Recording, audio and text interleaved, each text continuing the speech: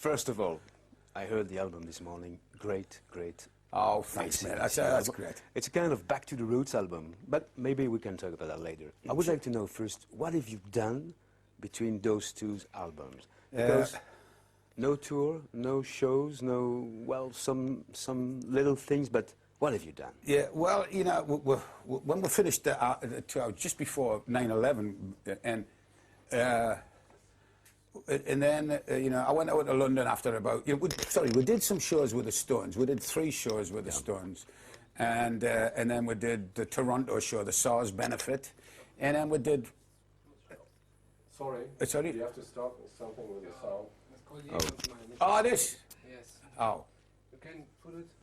Yeah. No worries, kid. Okay, wiederholen bitte. So we have to repeat that. Okay, my son. Okay. No So, worries. Brian, what have you done between those 2 albums? Well, we did a few gigs after we finished with the Stones, 3. And then we did the SARS benefit in Toronto. And then we finished off at Hammersmith, which was a great gig. And I remember we had a break, and then I went to London and with Malcolm and Angus, and we met, and we spent about 6 weeks just, you know, trying some things out.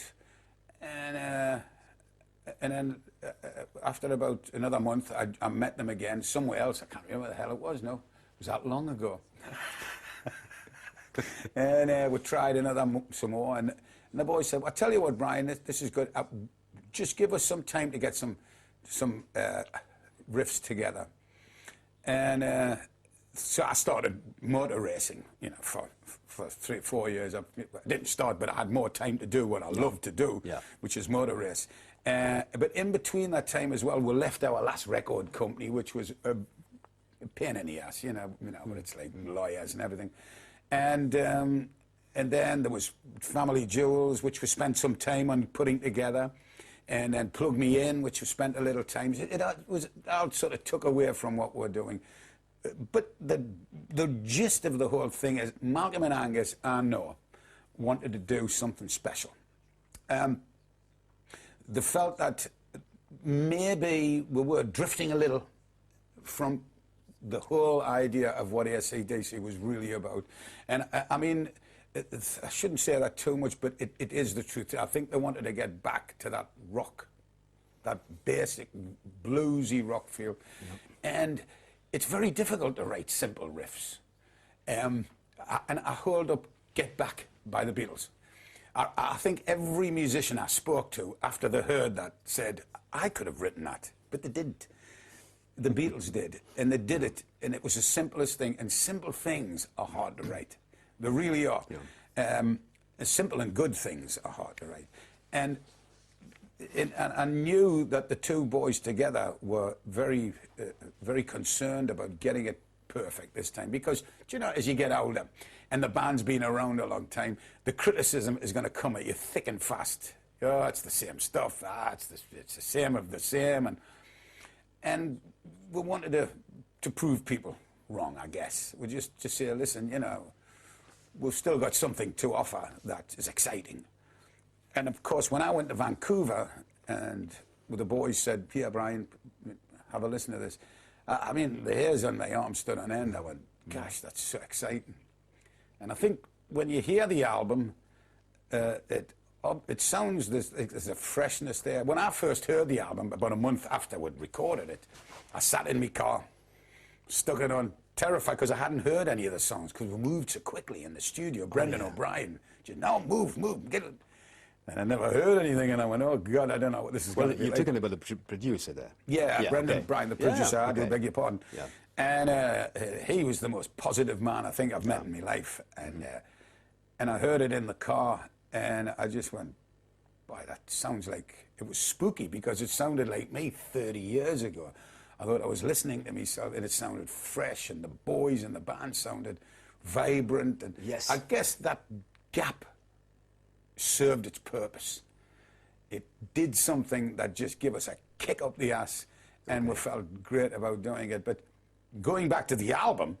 how long did you stay in the studio today? It was 7 weeks. 7, which is short. quite not very long. Yeah, it's not very long. No. But I remember the first day, second day, Brendan O'Brien came to me and he said, "You don't like studios, do you, Brian?" And I went, "No, I don't. I hate them."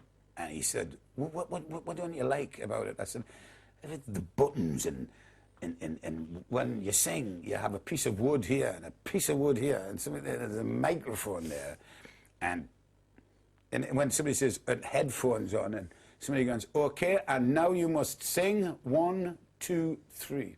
It's like putting a card in and clocking onto work, and I get bored. I'm not the best singer in the world, but what I am the best in the world at is this passion. Yeah. So passion with the ability that I do have mixed together can be explosive, but it has to be real. And to capture that, it was difficult. So he said, give me a night. So the next day, I came into the studio, and he said, "We're going to sing here."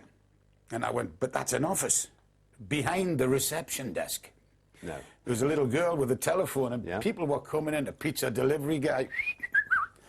You know, all these people walking in and out. I said, and it was glass, so you could see. And he said, "I put some speakers up there. Here's a microphone, and there's a little desk, so just sing." And I went, "What, now?" And he went, "Yeah, go on, just sing." And that was it, and I started singing. The poor receptionist ran away and left her job. And just kidding. But she had a dog that used to howl.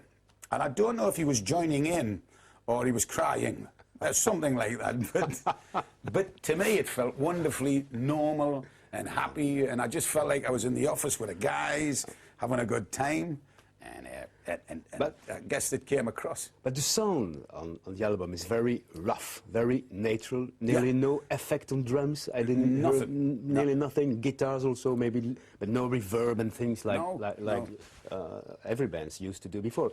And you know what? To me, your voice is incredibly well. You sing very well, but good, fresh, like it was maybe 25 or 30 years ago. Yeah. Yeah. It's- I don't know if you share that point of view, Well, but well, to it's me, different, when I yeah. hear some songs like one of my favorite is Money Made. Oh, yeah, I love that song. What a song! What a sing! Great. Well, all songs are great. Yeah. The album is okay, but this one particularly. I'm pleased you like that song. Yes. Because it's one of my favorites. Yes. And it's a strange one because, That's a beautiful you know, song. that work, money made. It almost sounds like it's a cross between soul and yeah. rock and roll. And it was funny because I was about 4 days in and I was singing and Brendan O'Brien stopped us and he just said, "Is it Brian Johnson?" Because that's how he talks. He calls everybody by both names. Angus Young or Brian Johnson. And he said, "Brian Johnson, you are the soul singer." And I said, "No, I'm not. I'm a rock and roll singer." He said, "No, you're not." He said, you've just been trying to sing like Back in Black because you think everybody expects you to sing like Back in Black, and that's what you've been doing. You, my friend, are a soul singer." And I didn't know whether to take it as a compliment Or not. or what, you know. And he said, "Just do what you're doing and enjoy yourself." And you know, the man was dead right because I didn't feel like I was trying to do something that was hard. It was just a natural, you know. And I was looking forward to going into the studio and, you know, and just, you know, the melodies. He just said, "Just make it up. Just make the melodies up. Sing the melodies." And you know, and some of my favourite singers were Satchmo, you know, Louis Armstrong, Louis Prima, you know, and those guys you can listen to forever. And Frankie Miller, another great singer, under, you know, a singer that should have got a lot more recognition. I think, you know, I've hit the mic again, haven't I? And anyway, guys like that, Cocker, you know, and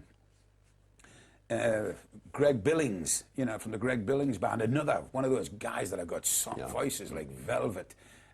It's never going to happen to me, but I mean, that kind of singing where they just use the voice like a blues thing, you know. Yes, but for the album first is- time. yeah. There's some kind of bluesy things on there. Yeah. Even steel guitar at the moment. Yeah, that's on a an good intro. man. You can see the alligators when you Yeah, hear that. yeah, You know, you can see the alligator. Man. Yeah, yeah. Dim, But dim. it's real back to the essential of the album. Yeah. Back to the roots. Well, I mean, it's very close from all the 1979